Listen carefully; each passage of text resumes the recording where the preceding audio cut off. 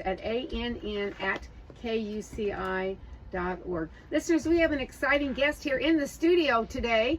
Thank you for making it here, Matthew Campbell, today. It was quite a journey, wasn't it? Oh, UCI is an incredible place to hang out at, isn't it? It's incredible. Yeah, you've been all over. Hey, I want to. I know you've got a book, Sinister City, a book, also award-winning screenplay. Is that right? Yeah. Mm-hmm. What's up with that? I mean, is it? Where did this idea come from? Well, it came from. It partially is wanted to make the Vegas movie I always wanted to see on screen. And then the other part, probably the most craziest scenes in the book and in the screenplay actually really happened. Mm-hmm. So we were coming back from Vegas, and my buddy Carlos, who's actually a character in the book, in the movie, mm-hmm. Said that was just too insane. That's like a movie. And I said, yeah, you're right. And he goes, you should write it. And I was like, maybe I will.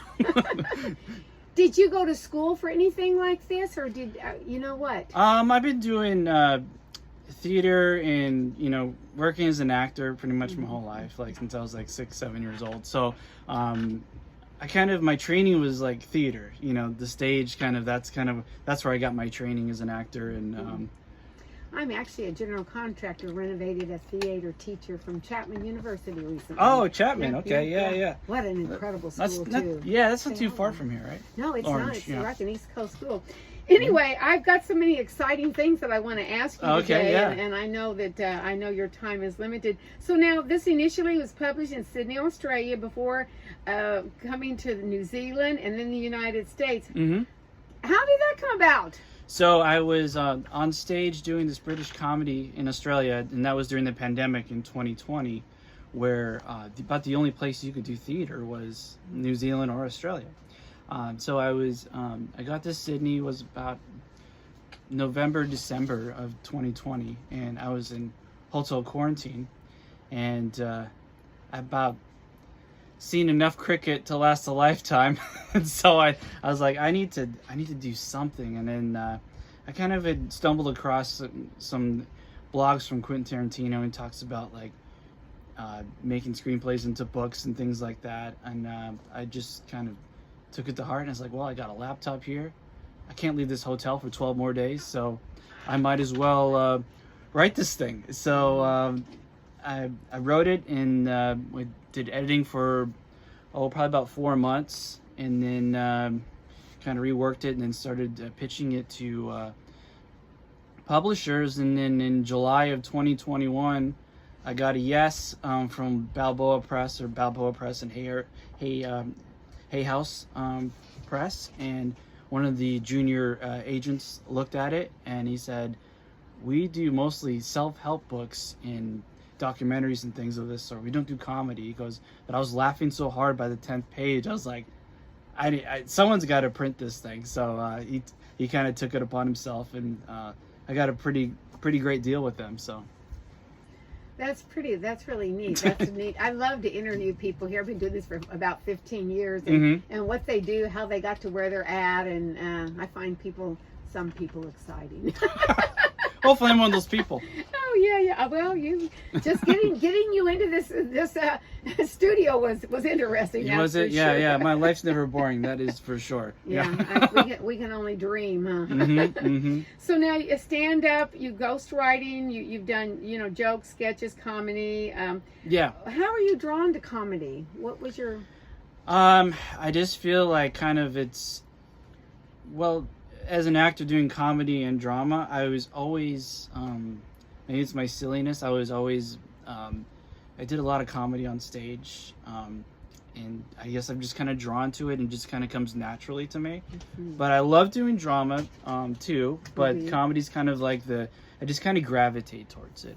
And yeah, I did, how I started writing is I ended up ghostwriting for some comics, because I was doing stand-up, and one of the managers of this specific comedian, who I'm unfortunately not allowed to say because of signed NDAs and things like that, said, you have a very unique style. He goes, you're like, you kind of come across to me like a young Bill Burr.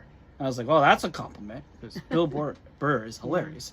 So he goes, what do you think about writing some jokes for us? And, you know, if we like it, we'll buy it from you. So ended up doing that, which then turned into a sketch comedy show that I did, and just kind of went from there. So. Wow. So now some of this hilarious stuff that you come in Sinister City, did this stuff actually happen? Some of the really crazy stuff actually really happened.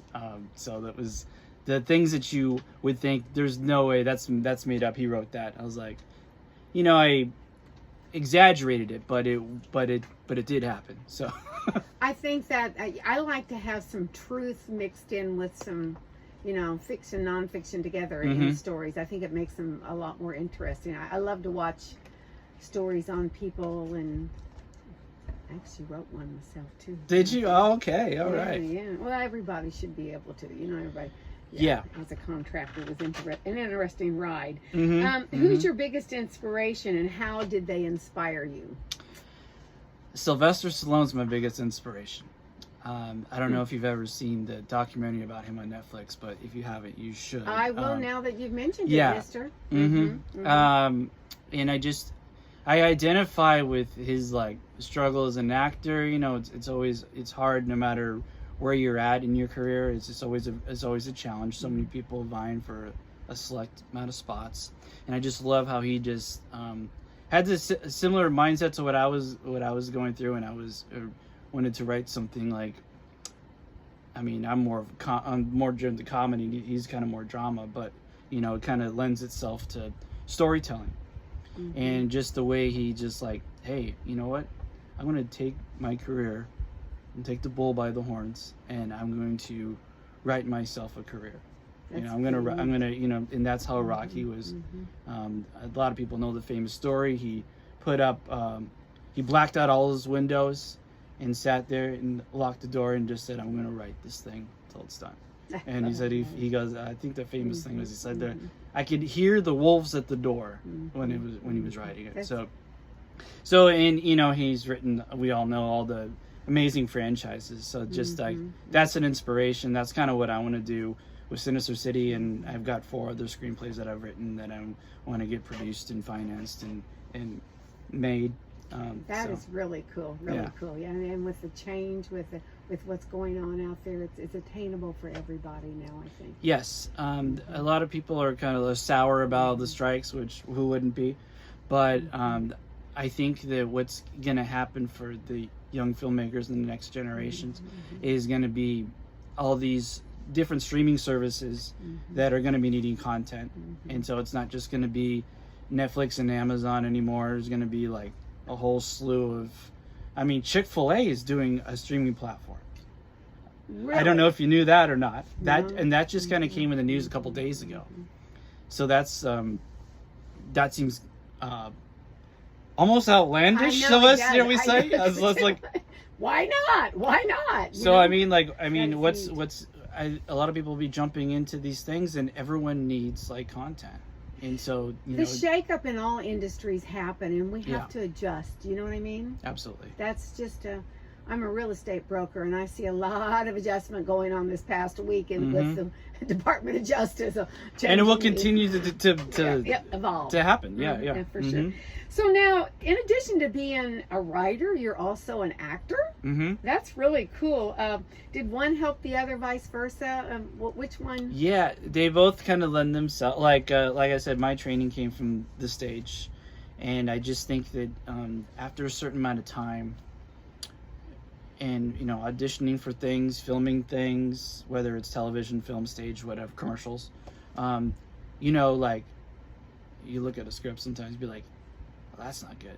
It's like I almost like want to let me change this and that. I think that would have been a smoother line to do, so you know what good writing is. So I feel like then it helps you to write something great when you know I would have done it this way or that way, you know. And then once you kind of get like the first couple of drafts, then it's and you have your community built, then it's like it's not too hard to be like, hey, I got this really cool Vegas comedy, did you want to take a look at it and give me your thoughts? And it was like, oh yeah, send it over. So I mean, then you start to kind of the script finds its feet, and then you kind of go from there, putting details and making it smoother, so you can kind of see